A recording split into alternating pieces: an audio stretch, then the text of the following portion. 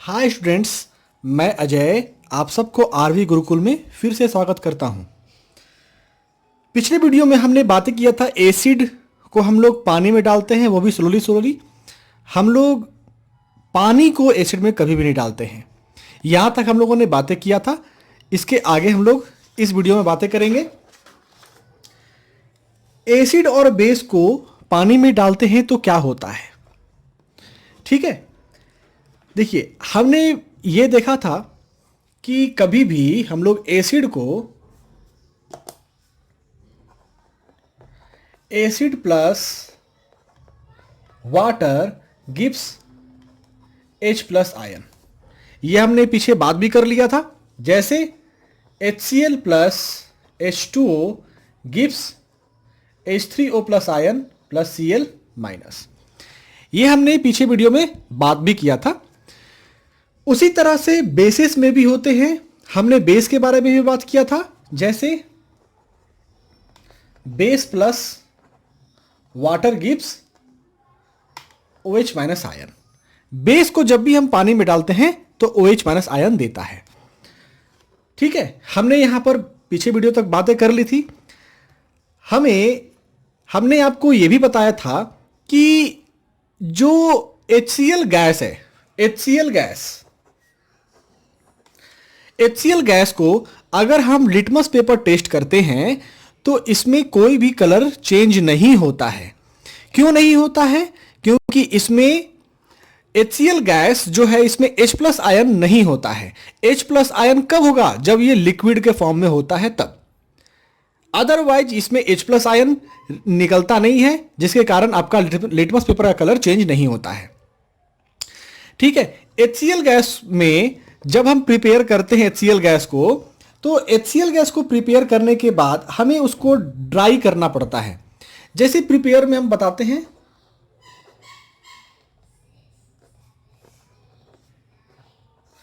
HCl gas को हम लोग प्रिपेयर कैसे करते हैं। हम लोग क्या करते हैं, sodium chloride NaCl plus H2SO4, ये हमारा NaHSO4 प्लस HCl मिलता है, ठीक है। तो यहां पर जो HCl मिलता है, ये हो सकता है कि अगर मॉइस्चर हो, हमारे एटमॉस्फेयर में मॉइस्चर हो तो HCl में भी मॉइस्चर होगा। तो अगर मॉइस्चर इसमें आ जाए HCl में, तो अब ये लिटमस पेपर शो करेगा। तो हम लोग क्या करते हैं, उसके मॉइस्चर को ट्रैप करते हैं। ट्रैप करने के लिए हमारे पास में एक गार्ड ट्यूब होता है, इस तरह का, ठीक है। इस तरह का एक हमारे पास में गार्ड ट्यूब होता है, जिससे हम लोग HCl गैस को पास करते हैं। यहां पर मॉइस्चर है, बट जब यहां से हमें HCl गैस मिलता है तो ये हमारा HCl गैस ड्राई होता है। तो ये गार्ड ट्यूब जो है, इसमें क्या होता है, इसमें हमारा कैल्शियम क्लोराइड होता है। इसमें हमारा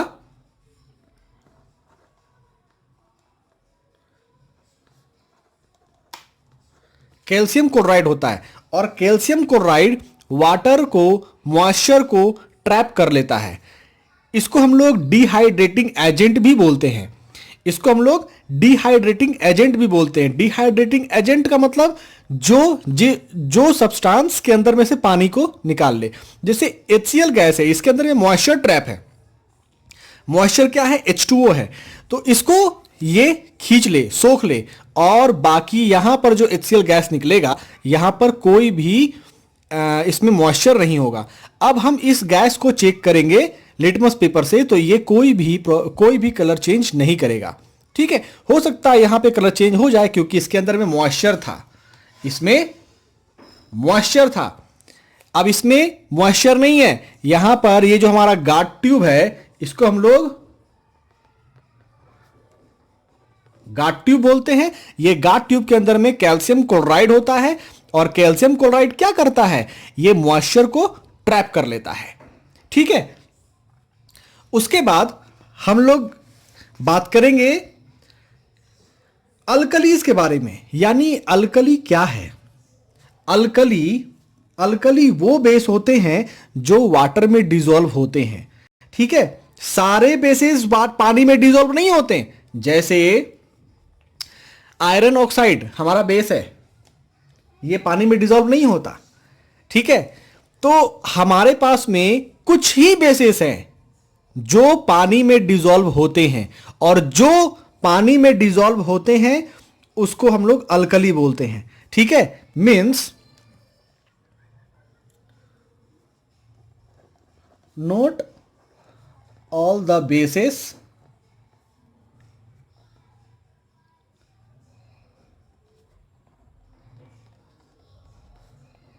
dissolve in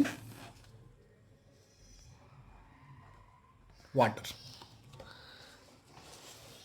ठीक है, यहां पे सारे बेसिस पानी में डिसॉल्व नहीं होते, यहां पर आपको सिर्फ अल्कली ही वो बेस है। Alkali is a base, alkali ही एक ऐसा बेस है that dissolve in water. Alkali जो बेस है यही डिसॉल्व होते हैं पानी में। जब हम लोग पीरियोडिक टेबल देखते हैं तो उसके लेफ्ट साइड में जो सबसे पहला सीरीज है लिथियम सोडियम पोटासियम वाला, वो हमारा अल्कली मेटल्स कहते हैं, और वही अल्कली मेटल्स हमारे डिसॉल्व होते हैं। क्यों? क्योंकि ये काफी सॉफ्ट होते हैं, सॉपी इन टच होते हैं। इसको हम लोग बोल सकते हैं सॉपी इन टच। ये काफी सॉफ्ट होते हैं इसलिए डिसॉल्व होते हैं। बाकी आप जो मेटल है, मेटल को अगर हम ऑक्सीजन से कंबाइन करते हैं तो बनता है मेटालिक ऑक्साइड, और मेटालिक ऑक्साइड क्या है? बेस है। तो ये बेस हमारे डिसॉल्व नहीं हो सकते। आयरन ऑक्साइड कभी भी डिसॉल्व नहीं हो सकते, एल्युमिनियम ऑक्साइड ये डिसॉल्व नहीं हो सकते। सिर्फ जो अल्कली आपके लेफ्ट साइड में मौजूद होते हैं, लेफ्ट साइड में जो मौजूद होते हैं वो अल्कली मेटल्स कहते हैं, और उससे जो भी बेसिस बनते हैं वो बेसिस हमारे पानी में डिसॉल्व हो सकते हैं। जैसे NaOH, KOH, ये जो कुछ बेसिस हैं ये हमारे डिसॉल्व होते हैं। ठीक है, तो सोडियम हाइड्रोक्साइड, पोटासियम हाइड्रोक्साइड ये स्ट्रॉन्ग बेस होते हैं और ये हमारे पानी में डिसॉल्व हो जाते हैं। ठीक है, अब हम लोग बात करेंगे कि जो ये हमारे एसिड और बेस हैं, इसको टेस्ट करने के लिए हमारे पास में जो लिटमस पेपर आता है उसमें कलर कैसा कैसा होता है।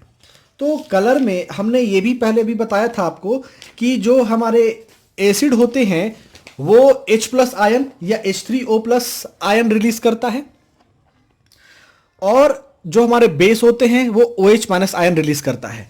यानी जो pH इंडिकेटर है, pH इंडिकेटर, pH इंडिकेटर, ये pH इंडिकेटर क्या करता है? ये pH इंडिकेटर बताता है कि किसमें H+ आयन ज्यादा है, किसमें H+ आयन कम है, उसके हिसाब से कलर कोडिंग देता है। ठीक है, means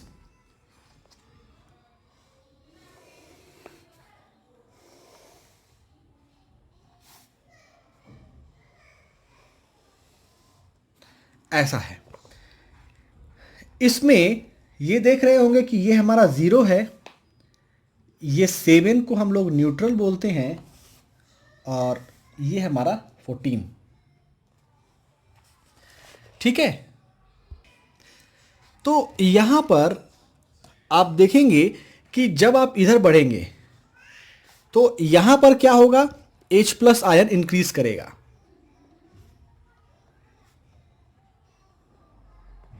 H+ ion increases, H+ ion हमारा इंक्रीज करेगा।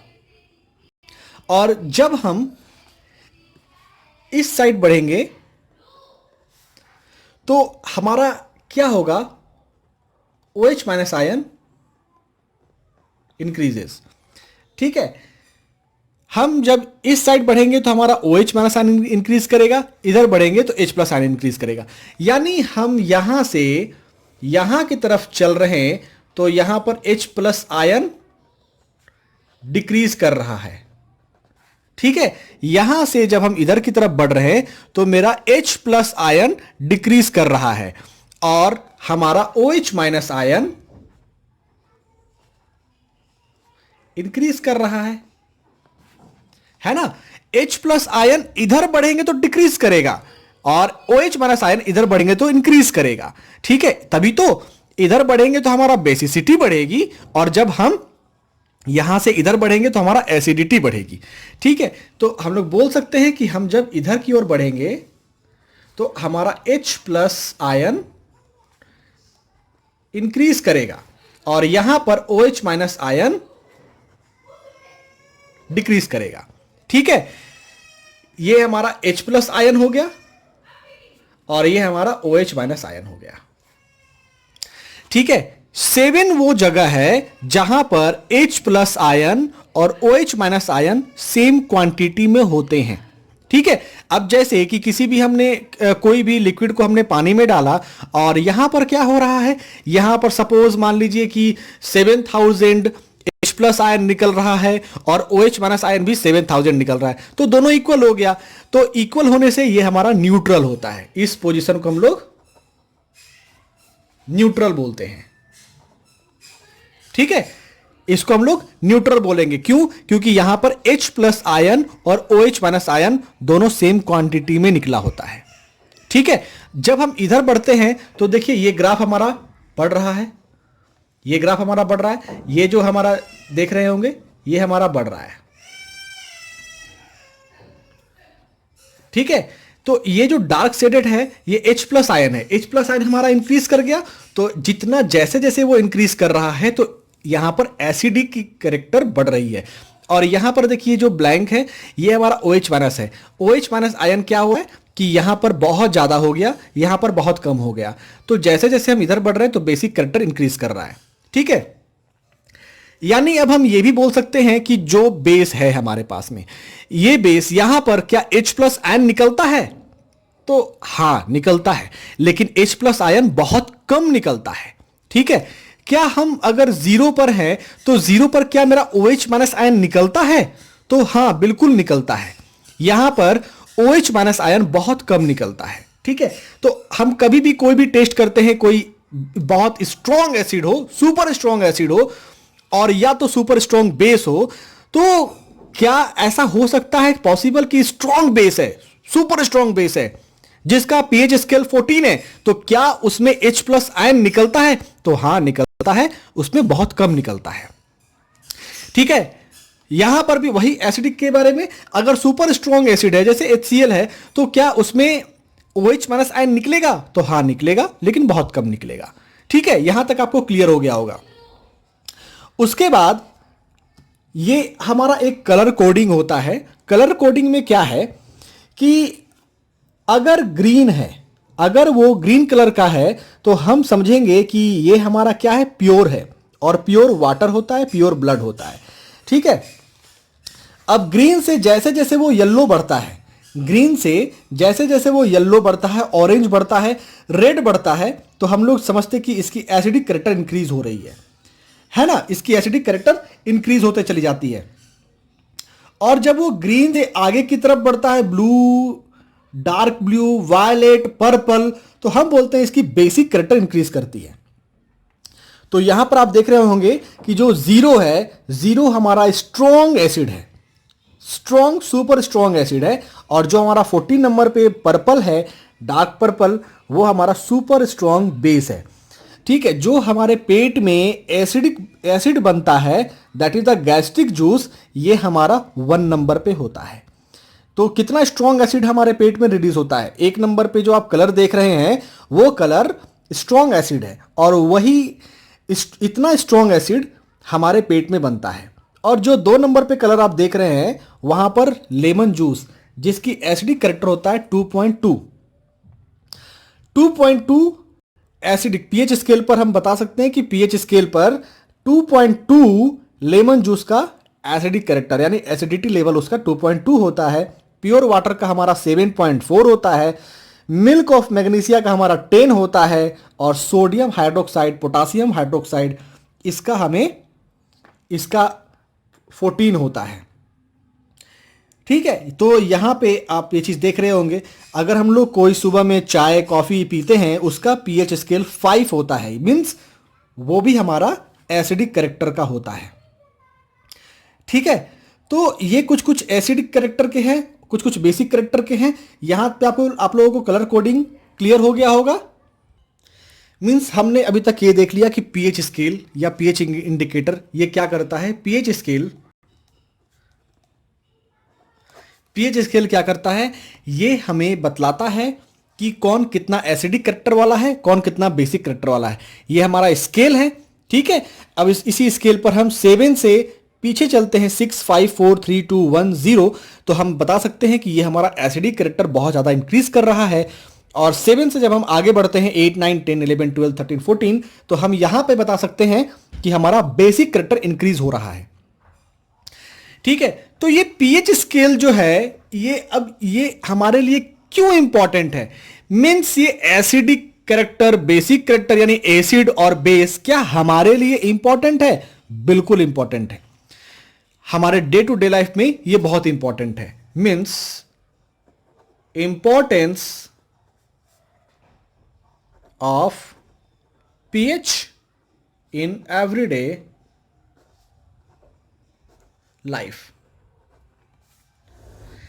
ये पीएच जो है हमारे एवरीडे लाइफ में इंपॉर्टेंट है, यानी एसिडिक और बेस करेक्टर ये हमारे लिए क्यों इंपॉर्टेंट होता है। सबसे पहला मैं बात करता हूं कि जो ये पीएच स्केल है, ये हम जब भोजन करते हैं तो हमारे माउथ में जो टूथ डिके होता है वो भी ये पीएच के कारण होता है। ठीक है, means pH change as the cause of tooth decay. अब ये जो पीएच है, अगर हमारे माउथ का पीएच चेंज होता है तो वो हमारे दांतों को सड़ाता है। क्यों? क्योंकि जब भी हम कोई भी फूड खाते हैं, कुछ भी चीज हम खाते हैं, तो वो हमारे दांतों में चिपक जाता है। जैसे हमने चपाती खाया, चावल खाया, कोई भी चीज खाया तो वो हमारे दांतों पे चिपक गया। अब उससे क्या हुआ कि जो बैक्टीरिया, माइक्रो ऑर्गेनिज्म उस फूड के ऊपर में उस फूड को डाइजेस्ट करने के लिए आया, तो वो क्या करेगा, वो एसिड छोड़ेगा। अब एसिड से वो उस फूड पार्टिकल्स को डाइजेस्ट करने की कोशिश करेगा, तो वो एसिड सिर्फ और सिर्फ फूड पार्टिकल्स पर ही नहीं गया, वो हमारे दांतों पर भी गया, जिससे कि हमारे दांत खराब हो जाते हैं, सड़ जाते हैं, ब्लैक ब्लैक हो जाते हैं, स्टेन लग जाता है। क्यों? क्योंकि बहुत सारे ऑर्गेनिज्म हमारे उस फूड पार्टिकल्स को खाने के लिए बैठते हैं और उस पर एसिड छोड़ते हैं। वो अपना एसिड छोड़ते हैं ताकि वो उस फूड पार्टिकल्स को पचा सके, और वो एसिड हमारे दांतों पर गिरता है और हमारे दांत खराब होते हैं। तो जो हमारा सलाइवा होता है, सलाइवा जो होता है वो हमारा बेसिक होता है। ठीक है, ये हमारा सलाइवा बेसिक होता है जो कि उस एसिड को न्यूट्रल बनाता है। जो एसिड बैक्टीरिया ने उस फूड पार्टिकल्स पर छोड़े हैं, वो सलाइवा हमारे उसको बेसिक है उसका, तो वो हमें उससे basic plus acid gives salt and water, तो वो क्या करता है, उसको न्यूट्रल बनाता है। जब हम लोग टूथपेस्ट करते हैं तो टूथपेस्ट भी क्या होता है, ये टूथपेस्ट भी हमारा बेसिक होता है। ठीक है, तो जब भी हम ब्रश करते हैं तो ब्रश क्या है, उसमें बेसिक ज्यादा होता है। वो बेसिक क्या करता है, हमारे जो माउथ में जो बैक्टीरिया लगे हुए हैं, जो माइक्रो ऑर्गेनिज्म लगे हुए हैं, जो एसिड छोड़ते रहते हैं, वो एसिड को न्यूट्रल बना देता है, जिससे कि हमारे दांत अच्छे बने रहते हैं। ठीक है, इसके बाद हमारा आता है pH in our digestive system.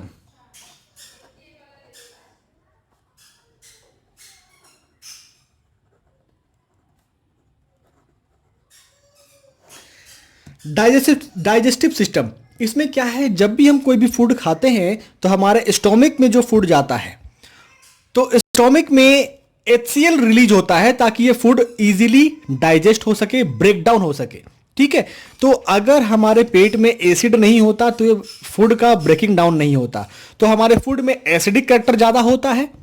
ठीक है, तो एसिडिक कैरेक्टर ज्यादा होता है। कभी कभी देखते होंगे कि एसिडिटी हो जाती है पेट में, तो एसिडिटी हो जाती है इसका मतलब एसिड ज्यादा हो गया हमारे पेट में। तो हम लोग क्या करते हैं, एंटा एसिड लेते हैं, एंटा एसिड। ये एंटा एसिड क्या होता है, ये बेसिक होता है, ये बेसिक होता है और ये स्ट्रॉन्ग बेस में भी आता है। तो ये हमारे उस एसिड को उस एसिड से कंबाइन होकर के न्यूट्रल हो जाता है और हमारा जो एसिडिटी है वो शांत हो जाता है। जो मिल्क ऑफ मैग्नीशिया है, मिल्क ऑफ मैग्नीशिया, इसका बेसिक लेवल है 10। तो ये 10 बेसिक होता है। तो मिल्क ऑफ मैग्नीशिया भी हम लोग लेते हैं तो वो भी हमें इस पर काम करता है। देखिए मिल्क जो होता है, मिल्क जो हम लोग दूध पीते हैं उसकी एसिडिक कैरेक्टर होती है 6, यानी वो स्लाइटली एसिडिक होता है, ठीक है। लेकिन मिल्क ऑफ मैग्नीशिया हमारा 10 होता है, ये बेसिक होता है।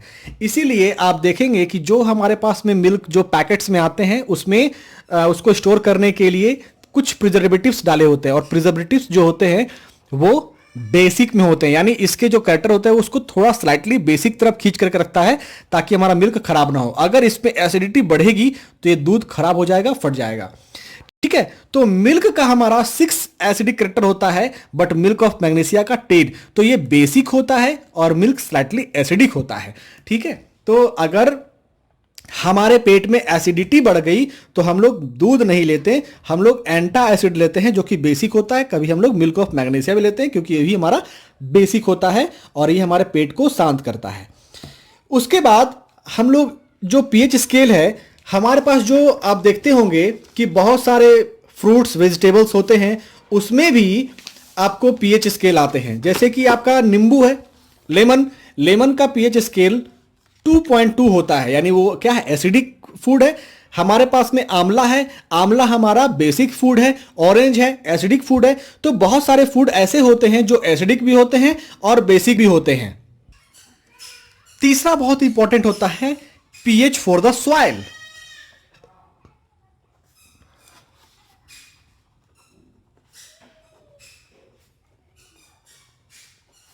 PH for the soil means हमारे सॉइल का पीएच लेवल कितना है ये जाने बगैर अगर हम कोई भी क्रॉप्स लगाते हैं तो फिर वो दिक्कत होती है, वो प्रॉपर ग्रोथ नहीं कर पाएगा, प्रॉपर यील्डिंग नहीं हो पाएगी, ठीक है। तो पीएच लेवल हमें सॉइल का चेक करना पड़ता है रेगुलरली ताकि हम जो भी प्लांट उगाना चाहते हैं वो हेल्दी हो, ठीक है। जैसे कुछ एग्जांपल्स हैं, एप्पल, एप्पल के लिए जो हमें सॉइल चाहिए ये हमें चाहिए 5.5 से लेकर के 6.5 तक।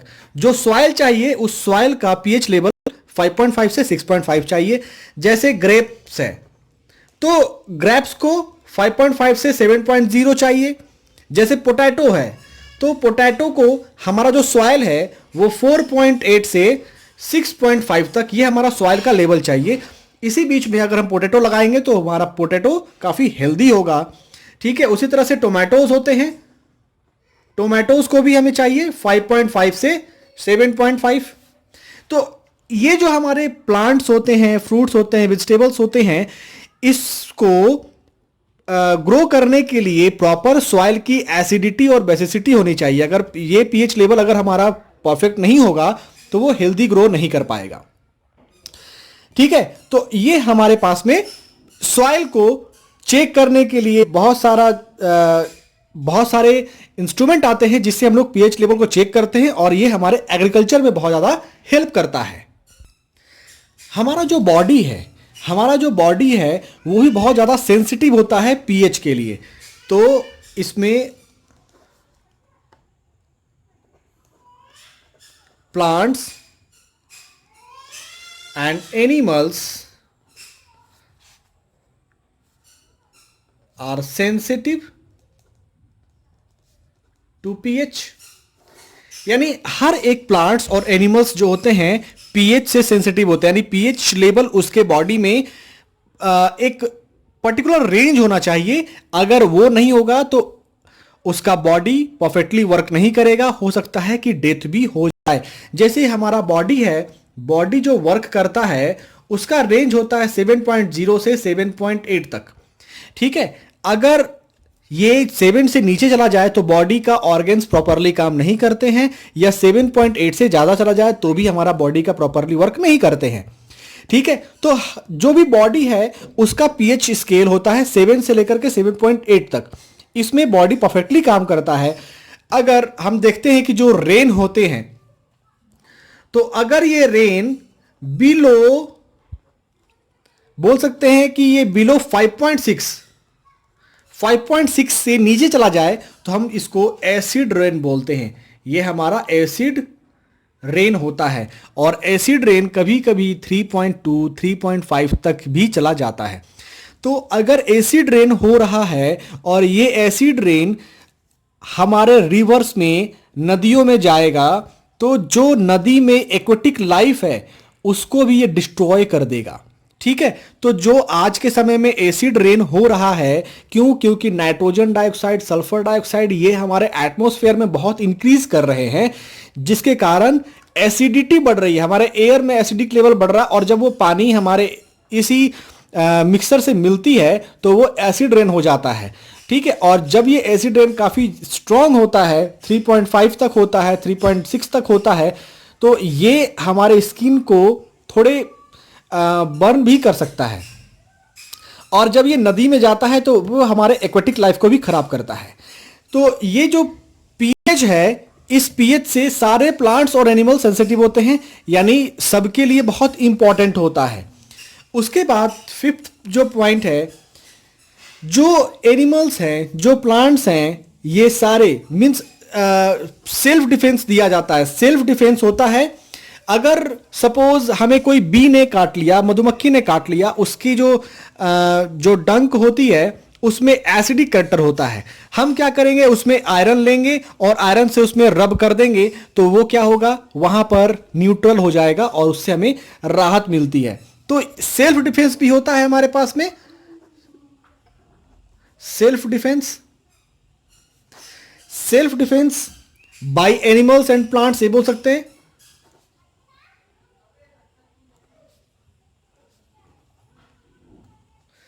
ठीक है, तो एनिमल्स के बाइट से, या फिर प्लांट, कुछ प्लांट हमारे होते हैं जो कि एसिडिक कैरेक्टर के होते हैं और कुछ बेसिक कैरेक्टर के होते हैं, तो उससे भी हम लोग क्या करते हैं, अपने आप को डिफेंस करते हैं, बचाते हैं। तो अगर कोई एनिमल बाइट कर लेता है, जैसे कि हमने बताया बी के बारे में ही, ये बी अगर हमें काट ले तो वहां पर हमें इरिटेशन होने लगता है। अगर यहां पर डंक मार दिया हमें बी ने, मधुमक्खी ने, तो क्या होगा, यहां पर इरिटेशन होने लगेगा, जलन होने लगेगा, थोड़ी सी पेन होने लगेगी। ये क्यों हो रहा है irritation? Because of that acid present in that bee में जो भी एसिड हमें मौजूद होगा, जो भी एसिड बी में मौजूद होगा, उसके कारण हमें इरिटेशन हो रहा है। तो अब हमें यह चीज मालूम चल गया कि जो डंक मारा वो एसिड है, तो हमें अब क्या करना है, उसके जगह पर बेस अप्लाई करना है। जब हम बेस अप्लाई करेंगे तो वो इरिटेशन ठीक हो जाएगा, है ना। तो अब बेस में हम क्या डाल सकते हैं, बेकिंग सोडा।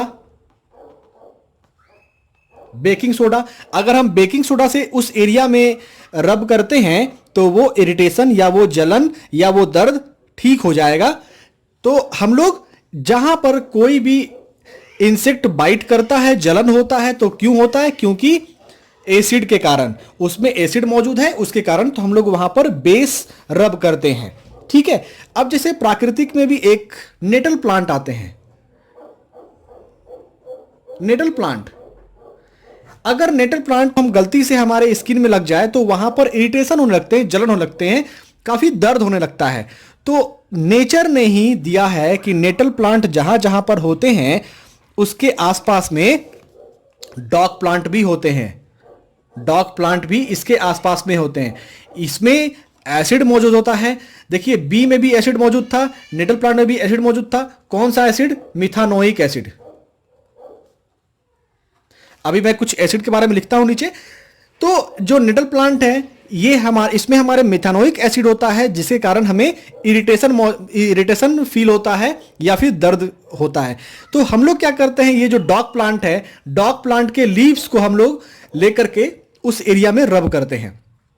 तो जो डॉग प्लांट होते हैं ये बेसिक इन नेचर होता है, तो इसके रब करने से जो एसिड होता है ये चेंज हो जाता है सॉल्ट में, और फिर हमें दर्द नहीं होता। ठीक है, ये चेंज होता है, जो सॉल्ट बनते हैं वो न्यूट्रल बनता है, तो न्यूट्रल होने के कारण हमें वो इरिटेशन या पेन नहीं होता है। तो ये सब कुछ हमें नेचर ने दे रखा है, ये सब कुछ नेचर नहीं दे रखा है। पीएच लेवल भी हमें नेचर ने दे रखा है। अगर हम प्रॉपर पीएच स्केल का, प्रॉपर पीएच लेवल का मेंटेन करते हैं तो हमारा सॉइल भी हेल्दी रहेगा, हमारे टूथ भी हेल्दी रहेंगे, हमारे स्टोमक भी हेल्दी रहेंगे, हमारे बॉडी भी हेल्दी रहेंगे, हमारे एक्वाटिक लाइफ भी हेल्दी रहेंगे। ठीक है, तो ये कुछ इंपॉर्टेंट पीएच लेवल के थे, ये बहुत ही इंपॉर्टेंट है, ये आपके एग्जाम में आता ही है, तो इसको बहुत ही ध्यान से पढ़िएगा पीएच लेवल और पीएच स्केल के बारे में। अगर कोई भी डाउट हो तो नीचे जरूर पूछिएगा, मैं हर एक क्वेश्चन का आपको जवाब दूंगा। अब मैं इसमें कुछ लिख देता हूं, नेचुरल सब्सटेंस जिसमें कि कौन कौन से एसिड मौजूद है, जैसे विनेगर, विनेगर में आपको एसिडिक एसिड है। ऑरेंज, ऑरेंज में सिट्रिक एसिड है। ठीक है, ऑरेंज में सिट्रिक एसिड, टैमरिंड में टार्टरिक एसिड, इमली है, इमली में टार्टरिक एसिड, टोमेटो में ऑक्सैलिक एसिड, कर्ड दही में हमारा लैक्टिक एसिड, लेमन में सिट्रिक एसिड, और एंट स्टिंग और नेटल स्टिंग में मिथानोइक एसिड। ठीक है, ये इसमें से आपको एमसीक्यूज में क्वेश्चन पूछते हैं, तो ये जरूर से आप लोग याद रख लीजिएगा। अब हम लोग कुछ सॉल्ट्स के बारे में पढ़ेंगे। अब ये जो सॉल्ट्स हैं हमारे बहुत ही इंपॉर्टेंट हैं, जो सॉल्ट्स हैं हमारे बहुत ही इंपॉर्टेंट हैं।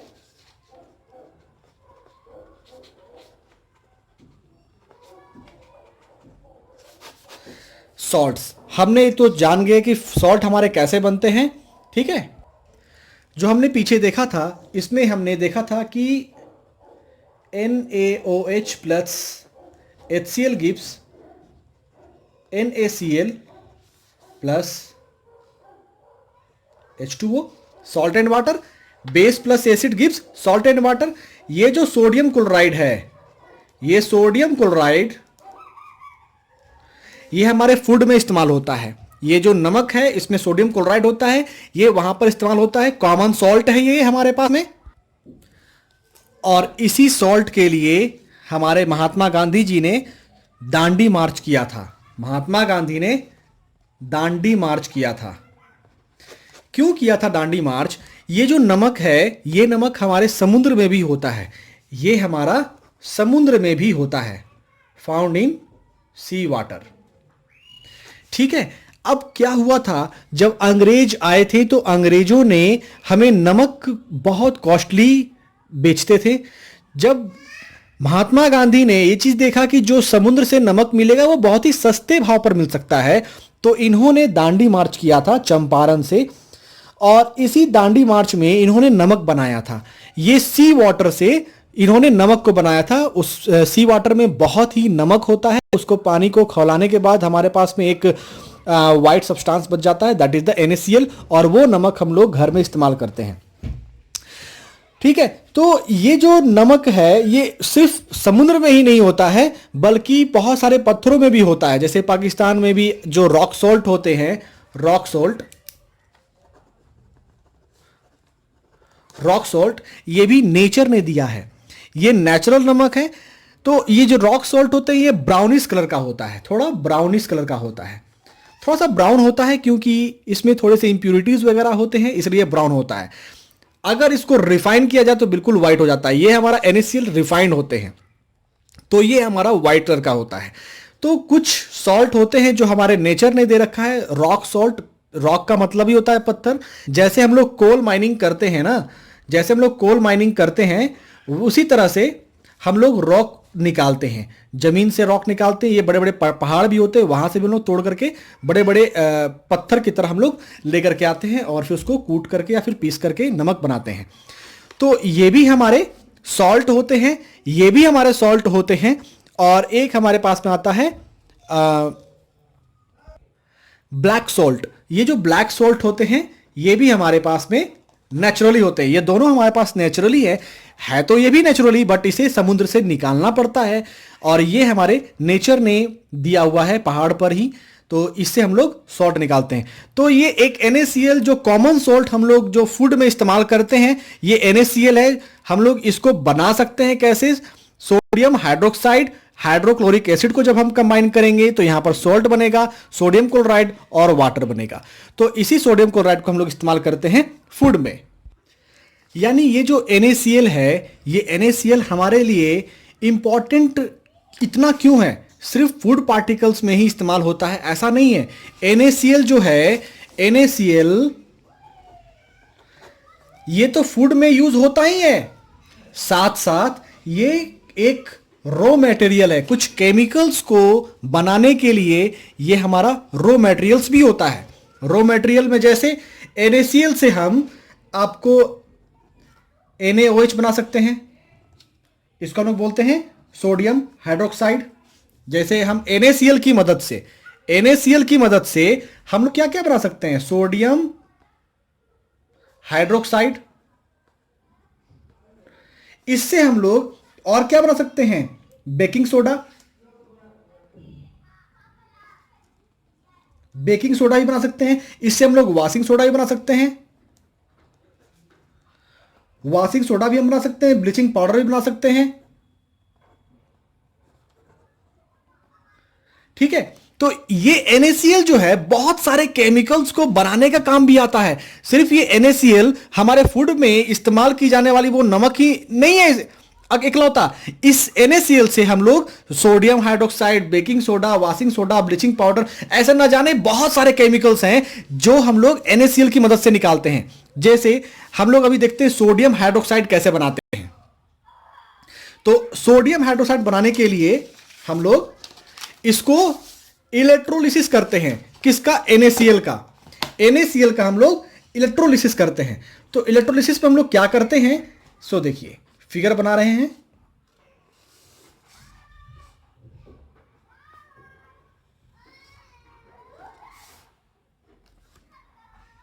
कुछ ऐसा होता है।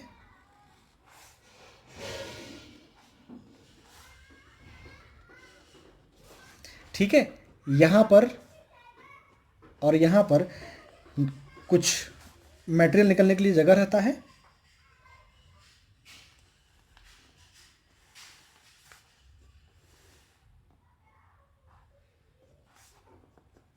ये हमारा एनोड है, और एनोड हमारा प्लस चार्ज होता है। ये हमारा कैथोड है,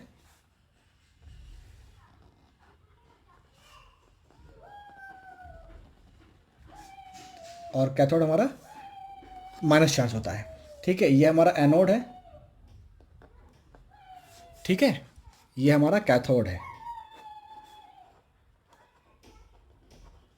ठीक है, एनोड हमारा पॉजिटिव चार्ज होता है और ये हमारा माइनस चार्ज होता है कैथोड। ये हम लोग इलेक्ट्रोलिसिस के लिए यहां पर कोई एक्वस सॉल्यूशन डालते हैं। ठीक है, इस एक्वस सॉल्यूशन में क्या डालते हैं हम लोग? NaCl, sodium chloride. ठीक है, यहां पर एक मेम्ब्रेन होता है, ये हमारा मेम्ब्रेन है।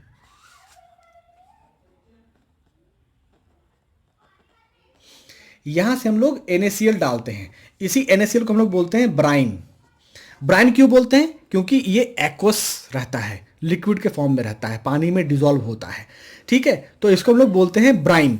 अब क्या होता है, जब हम लोग इसमें से इलेक्ट्रोलिसिस करते हैं, यहाँ पे चार्ज पास करते हैं, तो यहाँ से आपका क्लोरीन इधर आता है Cl माइनस, और OH माइनस इधर की तरफ ट्रेवल करता है, और यहाँ से हमारा Na प्लस और H प्लस ये ट्रेवल करता है।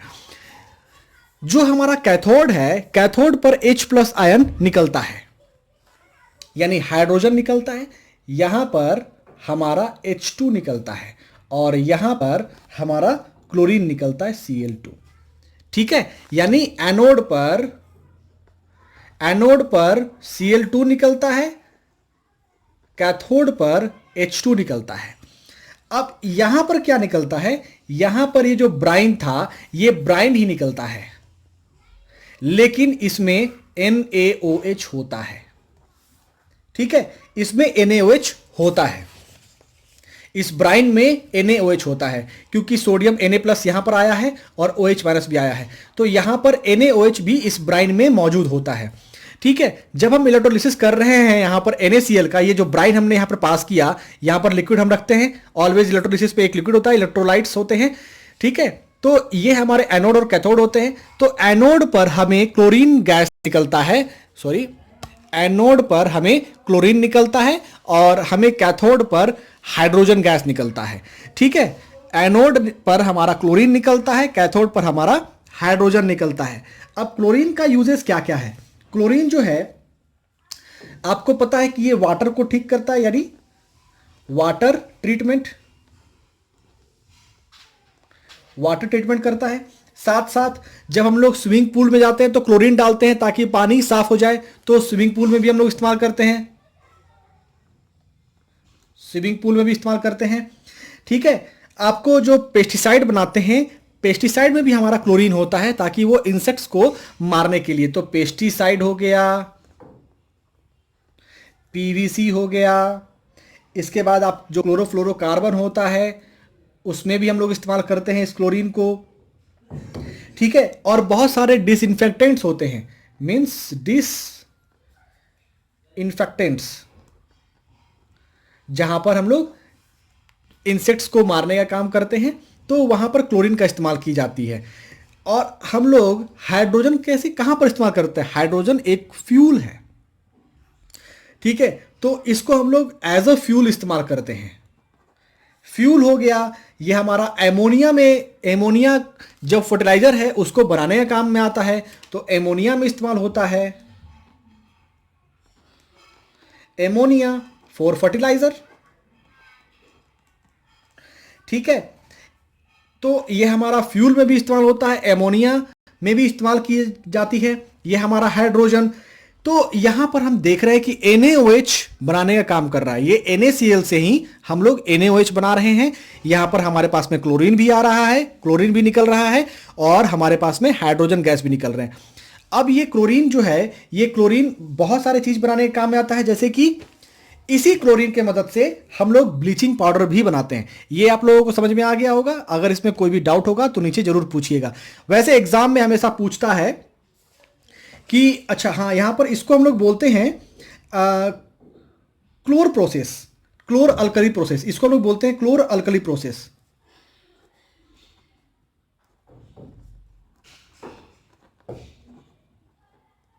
ठीक है, क्लोर अल्कली प्रोसेस क्यों बोलते हैं? क्लोर का मतलब हो गया क्लोरीन, और अल्कली NaOH, ये हमारा क्या है?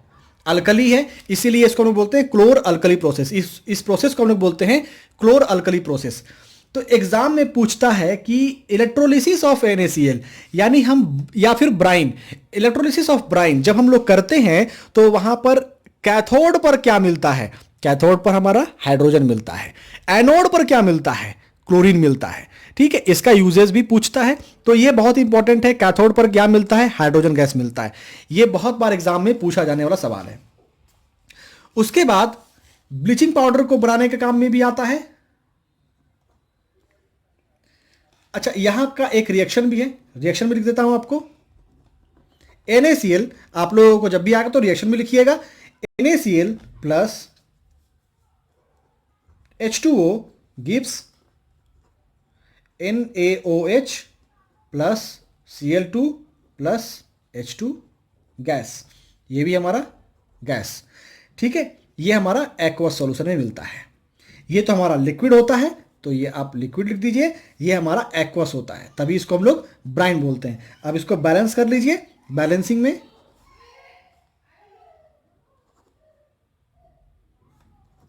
ठीक है, ये बैलेंसिंग हो गया, ये हमारा इसका रिएक्शन, केमिकल रिएक्शन हो गया। तो ये केमिकल रिएक्शन बहुत ही इंपॉर्टेंट है। ठीक है, इसके बाद हम लोग देखेंगे bleaching powder.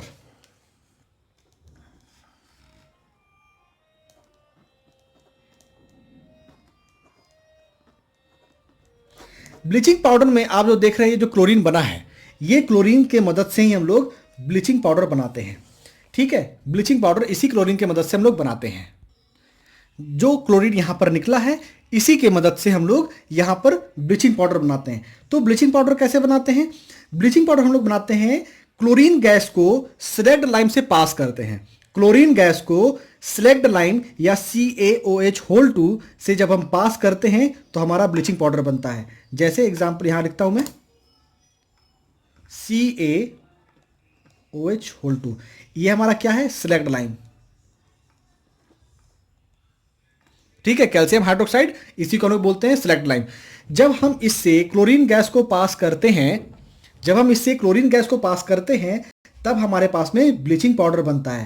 Bleaching powder CaOCl2, ये हमारा ब्लीचिंग पाउडर होता है, प्लस वाटर, ये हमारा ब्लीचिंग पाउडर।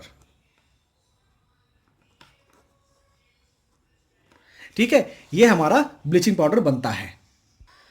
और इसी ब्लीचिंग पाउडर को हम लोग बहुत जगह इस्तेमाल करते हैं, इस ब्लीचिंग पाउडर का मीन्स यूजेस क्या क्या है?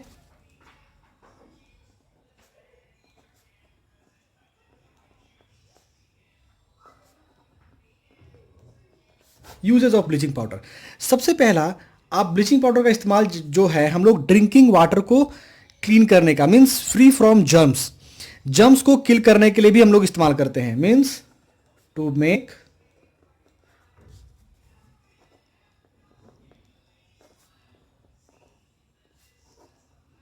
फ्री फ्रॉम जर्म्स, कीटाणु को मारने का काम करते हैं। तो क्लोरीन, आप देखे होंगे ब्लीचिंग पाउडर बहुत जगह इस्तेमाल होता है पानी को साफ करने के लिए। उसके बाद जो ये ब्लीचिंग पाउडर होता है, ये बहुत ही स्ट्रॉन्ग ऑक्सीडाइजिंग एजेंट होता है। यानी ऑक्सीजन को अंदर अपने से बाहर निकालने वाला एजेंट होता है। तो बहुत सारे केमिकल इंडस्ट्रीज में भी इस्तेमाल की जाती है। यानी ये जो है हमारा, it is an oxidising agent, ये ऑक्सीडाइजिंग एजेंट है। So it is used in chemical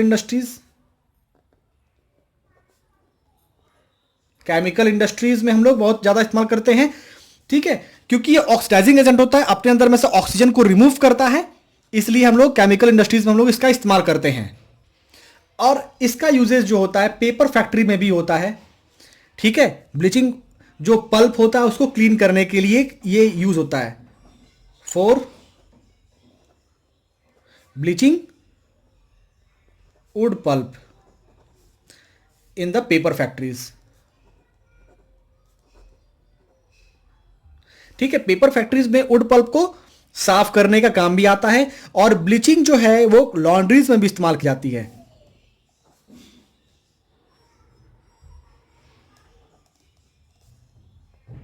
used in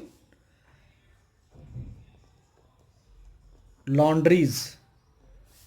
ठीक है, ये हमारे लॉन्ड्रीज में भी इस्तेमाल की जाती है।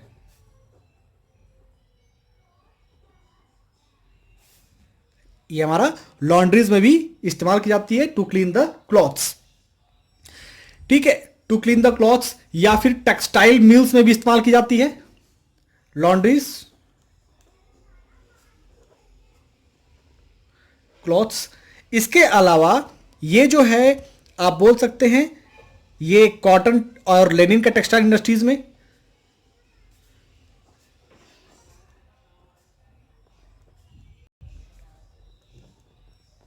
कॉटन और लेनिन टेक्सटाइल इंडस्ट्रीज। तो ये हमारा कॉटन और लेनिन टेक्सटाइल इंडस्ट्रीज में भी इस्तेमाल की जाती है, टेक्सटाइल इंडस्ट्रीज। ठीक है, ये हमारे लॉन्ड्रीज में भी इस्तेमाल की जाती है। ये हमारा वुड पल्प जो पेपर फैक्ट्रीज है वहां इस्तेमाल की जाती है। ये एक ऑक्सीडाइजिंग एजेंट है, इसलिए केमिकल इंडस्ट्रीज में भी इस्तेमाल की जाती है।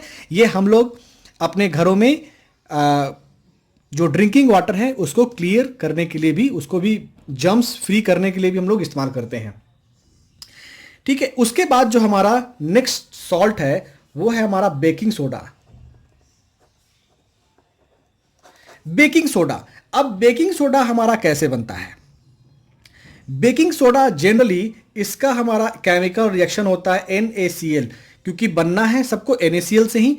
NaCl प्लस H2O, इसमें हम लोग कार्बन डाइऑक्साइड और एमोनिया पास करते हैं, तो इससे हमारा क्या बनता है, एमोनियम क्लोराइड,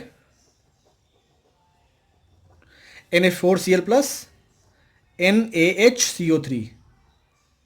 ये हमारा बेकिंग सोडा है। इसको हम लोग सोडियम हाइड्रोजन कार्बोनेट भी बोलते हैं। ये CO3 कार्बोनेट है, इसको हम लोग सोडियम हाइड्रोजन कार्बोनेट भी बोलते हैं। ये हमारा एमोनियम क्लोराइड है,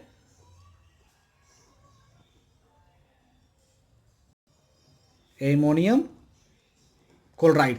ठीक है, तो एमोनियम क्लोराइड और sodium hydrogen carbonate, that is the baking soda. तो बेकिंग सोडा भी हमारा यहां पर NaCl की मदद से बनता है।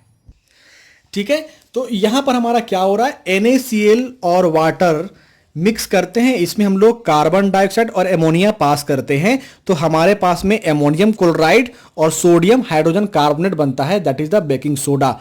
ये बेकिंग सोडा बनता है, और यही वो बेकिंग सोडा है जो हमारे किचन्स में काम आता है।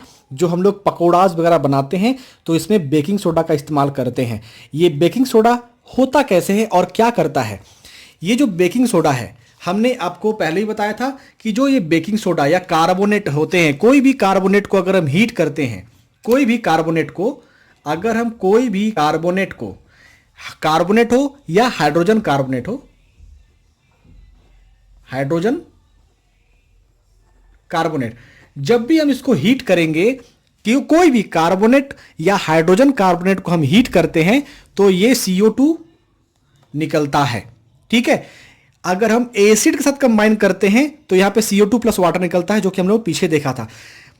तो कोई भी कार्बोनेट को या हाइड्रोजन कार्बोनेट को हम हीट करते हैं तो उसमें कार्बन डाइऑक्साइड निकलता है, और यही वो कारण है, कार्बन डाइऑक्साइड, जिसके कारण हमारे जो केक होते हैं ये स्पंजी होते हैं। ये जो CO2 है, यही CO2 के कारण हमारा जो केक्स वगैरह बनता है ये स्पंजी होता है। ठीक है, तो इसमें जो रिएक्शन है वो कैसे होता है, NaHCO3, इसको हमने क्या किया, हीट। इसको जब हम हीट करते हैं तो यहां से CO2 निकल जाएगा, Na2CO3 plus H2O plus CO2।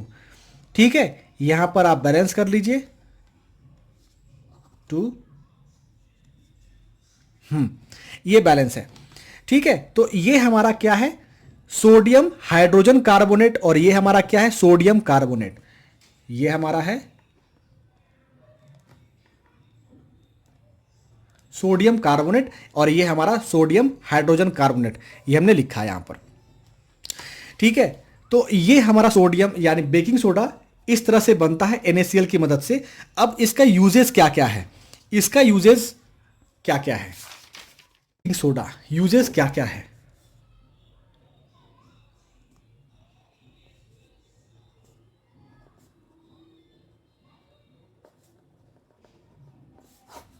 Uses of baking soda, सबसे पहला आते हैं। ठीक है, it is used for making bleaching powder. ठीक है, हम लोग ब्लीचिंग पाउडर बनाने के काम में आता है। अब ब्लीचिंग पाउडर ये कैसे बनेगा? ब्लीचिंग पाउडर में आप देख रहे हो कि NaHCO3 होता है, NaHCO3। इस बेकिंग सोडा में हम लोग टार्टरिक एसिड मिक्स करते हैं। जो टार्टरिक एसिड जो होते हैं वो H प्लस आयन को रिलीज करते हैं। ठीक है, हमने पहले ही बात किया था कि जो एसिड होते हैं वो H प्लस आयन रिलीज करते हैं। तो जो ये टार्टरिक एसिड है, ये टार्टरिक एसिड में H प्लस आयन रिलीज होता है। तो इसमें H प्लस आयन जब कंबाइन करता है तो इसमें आपको CO2 प्लस H2O और यहां पर सोडियम सॉल्ट बनता है।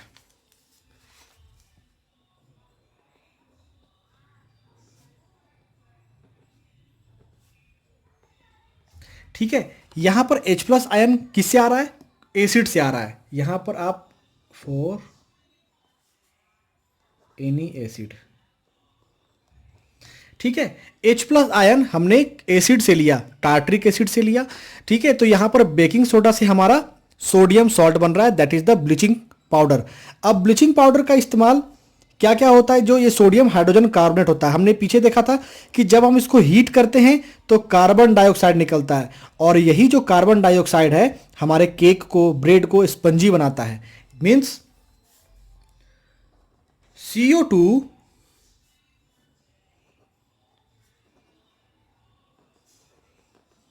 produced during the reaction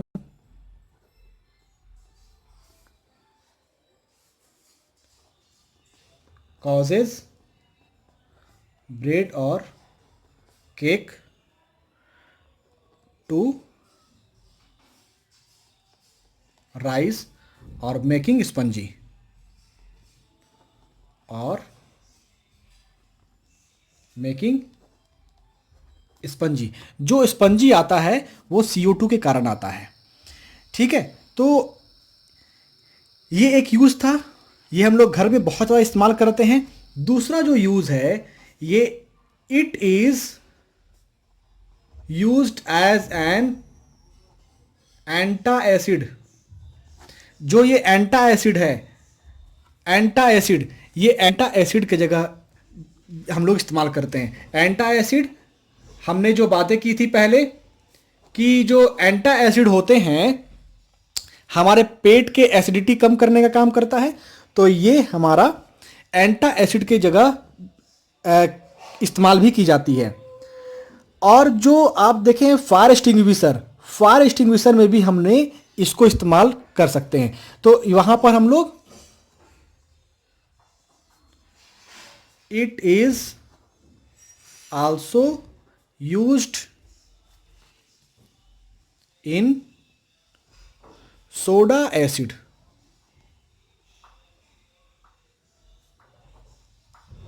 fire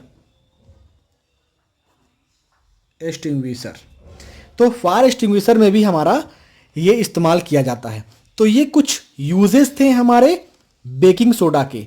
अब ये baking soda sodium hydrogen carbonate, और जो सोडियम हाइड्रोजन कार्बोनेट को हम जो हीट कर रहे थे, सोडियम हाइड्रोजन कार्बोनेट को जो हम हीट कर रहे थे, तो वहां पर हमारा क्या बन रहा था? Na2CO3। अब यही Na2CO3 क्या करेगा? वॉशिंग सोडा बनाने का काम आएगा। मींस अब हम वॉशिंग सोडा देखेंगे कि वॉशिंग सोडा कैसे बन रहा है।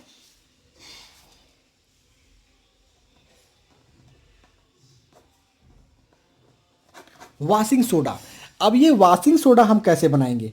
वॉशिंग सोडा, जो हमारा सोडियम यहां पर निकला था, सोडियम कार्बोनेट, जब हम बेकिंग सोडा को हीट करते थे तो सोडियम कार्बोनेट निकलता था। इसी सोडियम कार्बोनेट में देखिए वाटर भी निकल रहे हैं, तो यहां पर 10 मॉलिक्यूल्स वाटर हम ऐड करते हैं तो हमारा ये बेकिंग सोडा बन जाता है। मीन्स जो रिएक्शन है Na2CO3 प्लस 10H2O, ये 10H2O है, इससे हमारा बनता है Na2CO3 डॉट 10H2O। ये जो डॉट 10H2O है यही हमारा वॉशिंग सोडा है।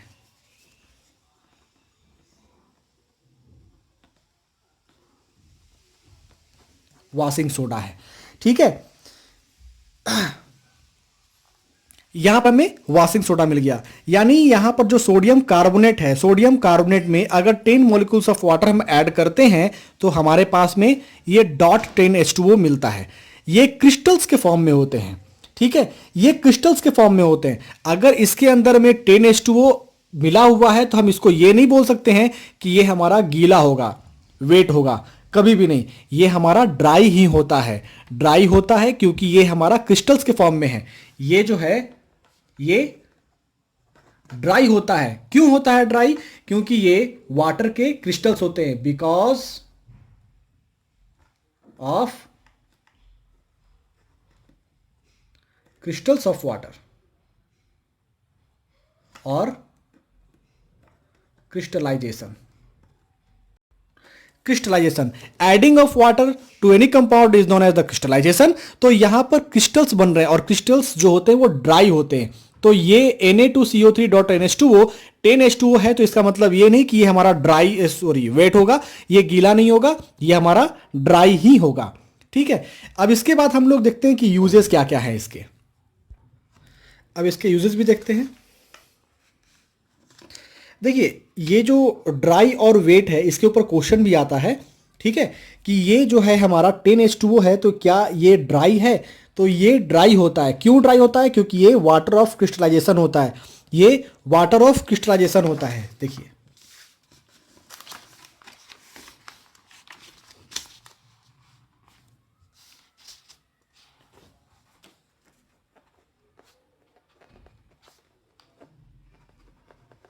ये डॉट 10H2O ये हमारा ड्राई होता है क्योंकि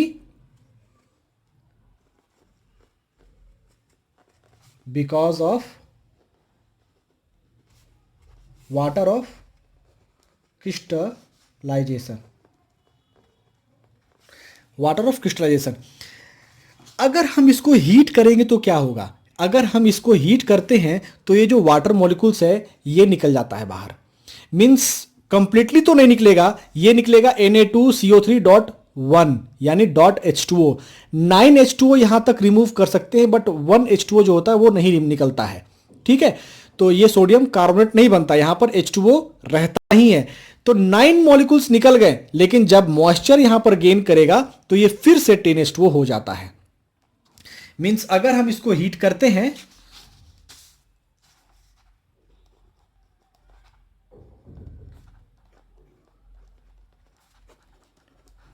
हीट करेंगे तो Na2CO3.H2O 9H2O तो निकल गया, बट एक H2O बचा हुआ है. ठीक है, हीट किए तो.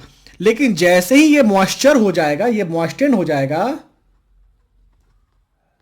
मॉइस्टेन हो जाएगा, अगर मॉइस्चर पकड़ेगा इसमें तो फिर से ये कंबाइन करके वाटर साथ Na2CO3.10H2O फिर से हो जाएगा. ठीक है, तो ये यहां पर क्या है? ये हमारा वाटर का क्रिस्टल्स है. इसके कारण ये क्रिस्टलाइजेशन है, वाटर ऑफ क्रिस्टलाइजेशन है, उसके कारण ये हमारा ड्राई ही होता है, ये हमारा वेट नहीं होता है.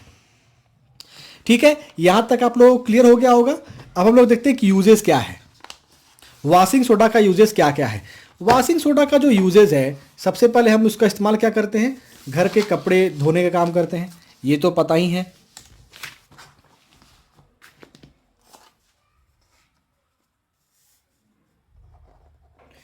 Uses of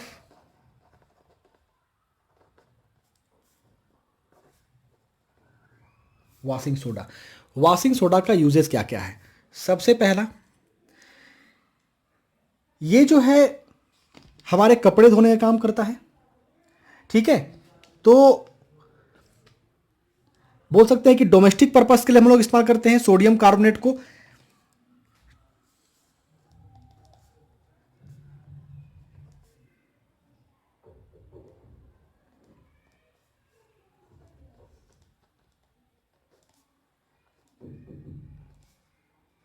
agent for domestic purpose. ठीक है, तो ये जो वॉशिंग सोडा है हम लोग डोमेस्टिक अपने घरों में भी इस्तेमाल करते हैं साफ सफाई करने के लिए. ठीक है, अब उसके बाद ये जो वॉशिंग सोडा है ये ग्लास, सोप और पेपर इंडस्ट्रीज में भी इस्तेमाल किया जाता है. यानी it is used in glass, soap and paper industries. Paper industries में भी ये इस्तेमाल किया जाता है. उसके बाद ये जो है बोरेक्स बनाने के काम में आता है. जो बोरेक्स हम लोग घर में रखते हैं वो बोरेक्स बनाने का काम भी आता है.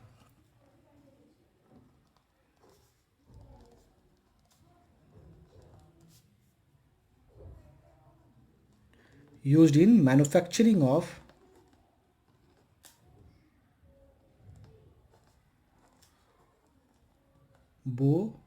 बोरैक्स। बोरैक्स बनाने के काम में भी आता है। ठीक है, उसके बाद ये जो परमानेंट हार्डनेस है वाटर का, वो भी रिमूव करने के काम में आता है।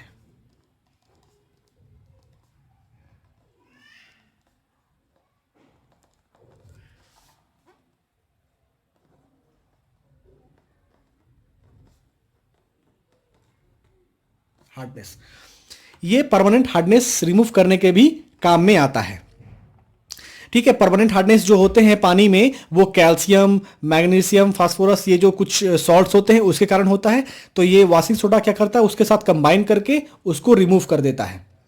तो परमानेंट हार्डनेस रिमूव करने का भी काम में आता है। तो ये कुछ यूजेज हैं वॉशिंग सोडा के। ठीक है, तो वॉशिंग सोडा जो क्वेश्चन पूछता है, वॉशिंग सोडा का रिएक्शंस पूछता है, साथ साथ ये भी पूछता है एग्जाम में कि जो ये क्रिस्टल्स हैं क्या ये रियली ड्राई होते हैं या फिर ये वेट होते हैं। ठीक है, तो ये वेट नहीं होते हैं, ये ड्राई होते हैं because of the water of crystallisation. ठीक है, अब हम लोग करेंगे प्लास्टर ऑफ पेरिस, जो कि हमारा लास्ट टॉपिक है, प्लास्टर ऑफ पेरिस।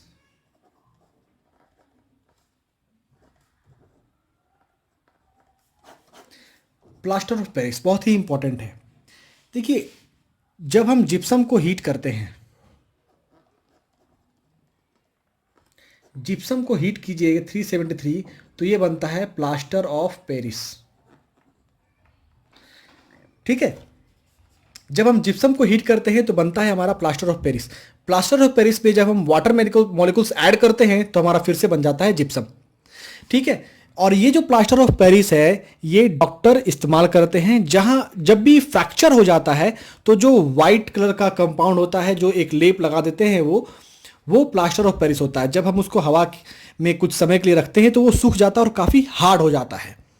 तो ये प्लास्टर ऑफ पेरिस डॉक्टर इस्तेमाल करते हैं, जो कि हमारे जो जॉइंट्स हैं उसको एक जगह स्थिर रखने का काम में आता है। ठीक है, वो काफ़ी हार्ड हो जाता है, पहले पानी में डला हुआ होता है, पानी में रहता है तो काफ़ी सॉफ्ट होता है। जब इसको पानी से निकालकर हम इसको चारों तरफ, हाथ के चारों तरफ रखते हैं तो ये धीरे धीरे करके हार्ड हो जाता है। ठीक है, तो जिप्सम को जब भी हम हीट करेंगे तो प्लास्टर ऑफ पेरिस बनता है। प्लास्टर ऑफ पेरिस में जब हम वाटर मॉलिक्यूल्स ऐड करते हैं तो फिर से वो जिप्सम बन जाता है। जैसे अब फॉर्मूला देखिए, प्लास्टर ऑफ पेरिस का फॉर्मूला हमारा होता है CaSO4 डॉट हाफ H2O।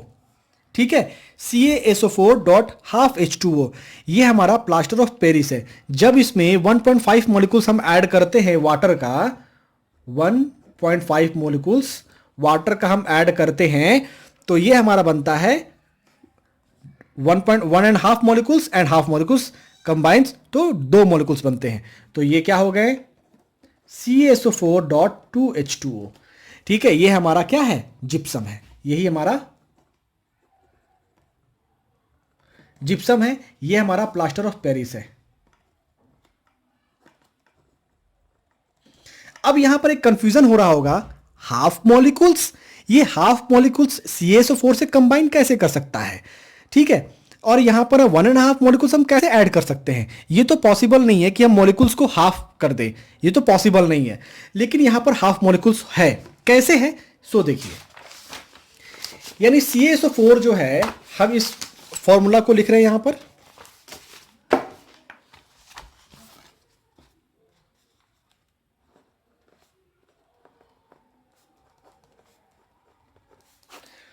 यही हमारा CaSO4 डॉट हाफ H2O। इसमें क्या होता है कि 2 मॉलिक्यूल्स होते हैं CaSO4 के। ठीक है, ये दोनों मॉलिक्यूल्स एक वाटर मॉलिक्यूल के साथ शेयर करता है। ठीक है, ये दोनों मॉलिक्यूल्स एक वाटर मॉलिक्यूल्स के साथ शेयर करता है। तो अगर हम सिर्फ इस मॉलिक्यूल की बात करेंगे तो इसके साथ में भी ये शेयर है, तो शेयर है तो इसका हाफ पार्ट शेयर इसके साथ में है और हाफ पार्ट इसके साथ शेयर किया गया है। ठीक है, तो जब भी हम इसके लिए लिखते हैं तो यहां पर क्या हो जाएगा, CaSO4 डॉट हाफ H2O, क्योंकि यहां पर 1 मॉलिक्यूल्स ऑफ H2O इन दोनों के साथ में शेयर्ड है।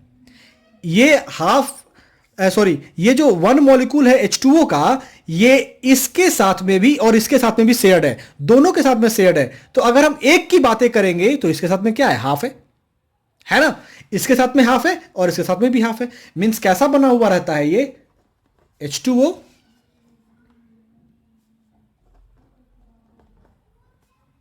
ये।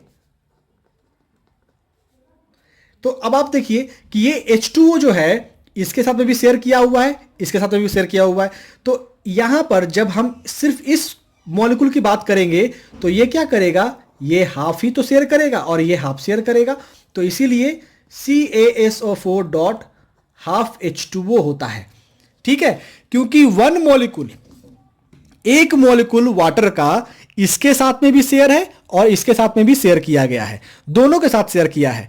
तो एक की हम जब बातें करेंगे तो एक के लिए आधा मॉलिक्यूल इसमें है और आधा मॉलिक्यूल इसमें शेयर किया गया है। इसीलिए हम यहां पर लिखते हैं CaSO4 dot half H2O, CaSO4 dot half H2O। यहां तक में क्लियर हो गया होगा आप लोगों को। और ये जो प्लास्टर ऑफ पेरिस है, हम यूजेस भी देख लिए कि फ्रैक्चर के दौरान डॉक्टर्स इस्तेमाल करते हैं। ये टॉयज बनाने का काम में आता भी है, ये डेकोरेशन में भी काम आता है। मींस फ्रैक्चर में भी आता है काम, टॉयज बनाने के काम में भी आता है, डेकोरेशन में भी काम में आता है। तो ये जो यूजेस है प्लास्टर ऑफ पेरिस के। अब यहां पर भी देख रहे होंगे कि H2O है, H2O है, हाफ H2O है। तो ये हाफ H2O क्या ड्राई है या वेट है? तो ये हमारा ड्राई होता है। क्यों? क्योंकि ये हमारा वाटर ऑफ क्रिस्टलाइजेशन होता है। ठीक है, वाटर ऑफ क्रिस्टलाइजेशन है, इसके कारण ये ड्राई होता है, ये वेट नहीं होता है। यहां तक में आप लोगों को क्लियर हो गया होगा। तो जिसके में वाटर मॉलिक्यूल्स ऐड होते हैं उसको हम लोग हाइड्रेटेड बोलते हैं। जो हमने वॉशिंग सोडा भी अभी देखा था, वॉशिंग सोडा में भी क्या था, वो हाइड्रेटेड था। ठीक है, ये हमने जो देखा था ये भी क्या है, हाइड्रेटेड है। सोडियम कार्बोनेटेड यहां पर हाइड्रेटेड है, 10 मॉलिक्यूल्स है तो ये डेका हाइड्रेटेड है। ठीक है, तो हाइड्रेटेड यहां पर होता है, इसके कारण ये हमारा ड्राई होता है, वेट नहीं होता है। अगर कोई भी क्वेश्चन हो आपके मन में और कोई टॉपिक समझ में नहीं आया हो तो नीचे कमेंट करके जरूर आप मुझे बताइए, मैं उसके ऊपर एक और भी वीडियो बनाऊंगा। कोई भी प्रॉब्लम हो, कैसा भी क्वेश्चन हो, आप मुझसे जरूर पूछिए। ठीक है, okay students, thank you so much.